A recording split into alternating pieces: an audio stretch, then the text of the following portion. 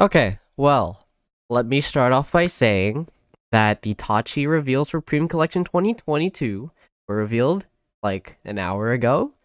So this is a very quick hour-long impression. Not hour-long, sorry. Post-hour impression of this stride after some theory crafting, some attempts to break this stride as much as possible.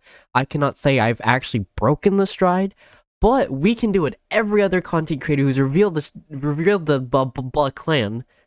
clan has done, and that is to make a 12 attack video, which will be coming out probably right after this one. So I mean, you guys can go ahead and watch that once you're finished with this video. But this is the reveals of the Tachi stride and the GGuard. I forgot there is a GGuard. This is premium collect. We're not used to getting GGuard. Okay, that's all I'm gonna say. Okay, so the first card we have up is the Stride. It is Explosive Magnate, Giganotophilo. That is at least what I've gotten as a translation of the name. The name is very weird. But anyways, it's a dorky looking thing with a gun and an axe in its hands for whatever reason. But this thing is very good, as you might be seeing from the text.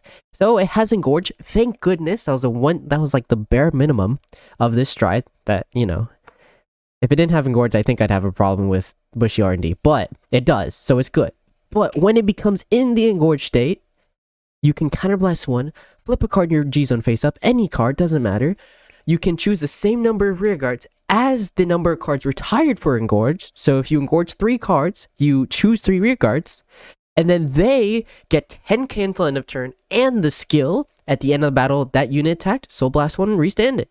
So essentially what you can do is you kill off rear guards, and then you can revive those rear guards back. You can choose them for your Vanguard skill, your Stride skill, give them 10k and the ability to restand at the end of their battle.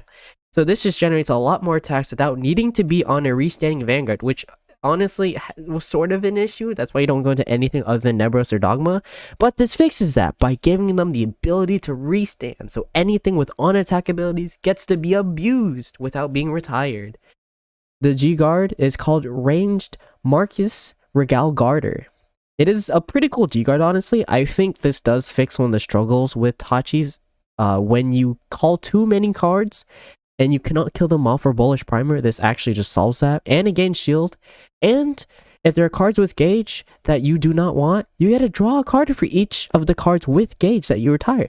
So, when it's placed on Guardian Circle, retire one or more of your rear guards, it gets plus 10k for each of your rear guards retired due to this cost.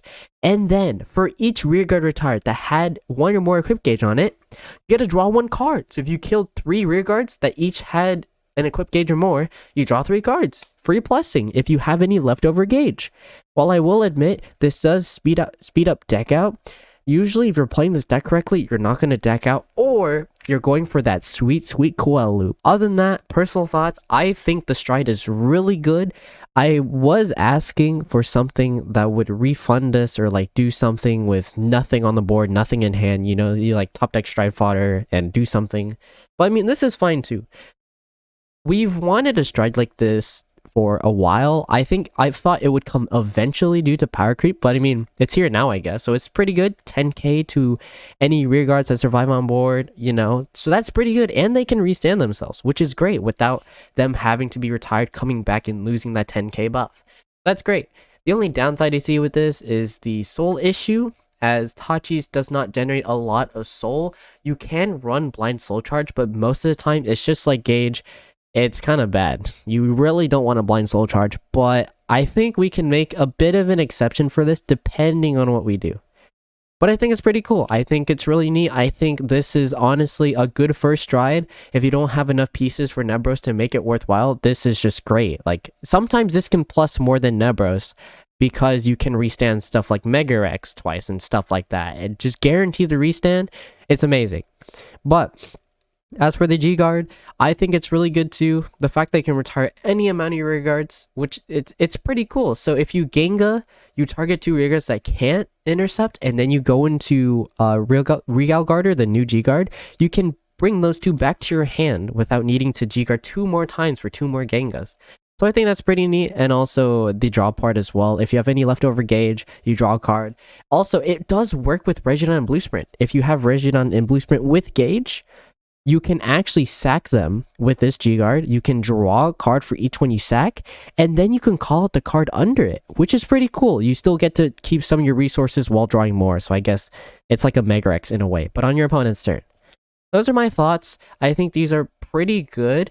I haven't exactly playtested the Stride to say it's our new first Stride, but I do think there are some scenarios in which this is more worth the Nebros.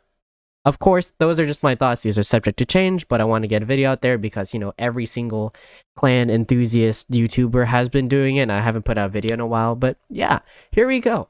I will be posting a 12 attack video just for you guys, just because of all the YouTubers, shortly after I upload this video. So do click on that video somewhere on the screen. I hope you guys have a lovely day. Hope you guys enjoy these reveals, and I'll see you guys later. Peace.